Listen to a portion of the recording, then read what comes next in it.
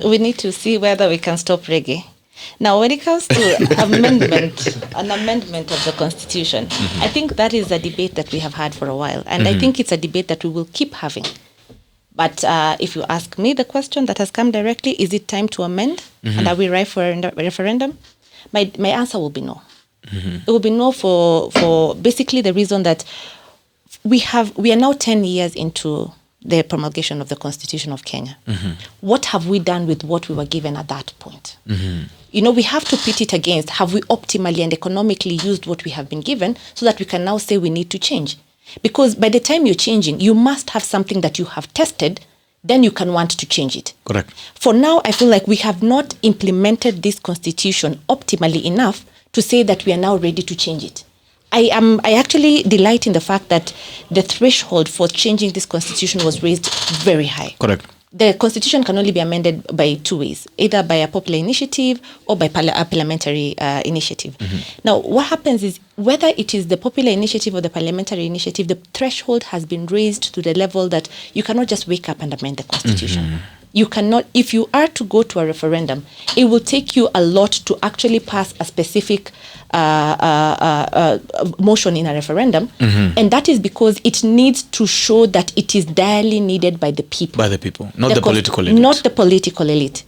What we are seeing right now, the fact that we are being told to prepare for the referendum and BBI needs to be concluded immediately, my take is that these are self-interest being forwarded. These are all political gimmicks.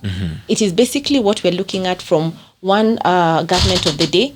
The next government will come in tomorrow and they will want to change it to suit them. Basically, this is to suit the government of the day. Of the day. Yes. What we should be looking at is what will suit the citizenry. What is it that will suit the people? The Constitution is a negotiated document. So at the point of promulgating the Constitution, the political will was taken into account. This document, after taking all the memorandum from the people and enacting and drafting the first draft, went to Parliament.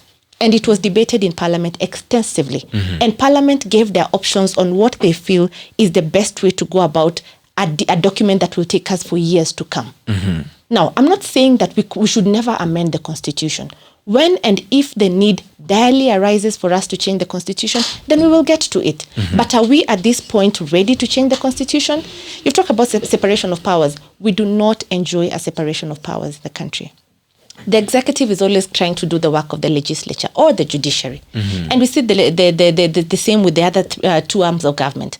We have seen an interlinking of duties and functions to the extent that when you sit there and say the Constitution has not been respected, and we have actually failed very badly in terms of the respect and upholding of the rule of law and the supremacy of the Constitution. What are the constitutional provisions for safeguarding the Constitution? For example, where a legislation has not been passed within the time it's supposed to be passed, what is supposed to be the mechanism in redressing this? We have examples of maybe, say, the two-thirds gender rule. This was supposed to be passed 5 years into the Constitution. We are 10 years on. We still do not have legislation on that. Why? And then now that we have failed, and we have accepted that we have failed, the Constitution provides in itself that the Chief Justice should now be able to advise the president mandatorily, and the president must disband Parliament for failing to, for example, pass the legislation that it's supposed to pass. Yes. But have we seen the CJ do that?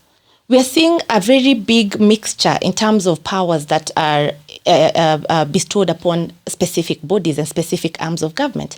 We have had the Mwananchi, we have had even the Law Society of Kenya go to court. And we have had different people and bodies and even the non-governmental organizations move the court, particularly pushing for the CJ to advise the advise the government to basically take a move.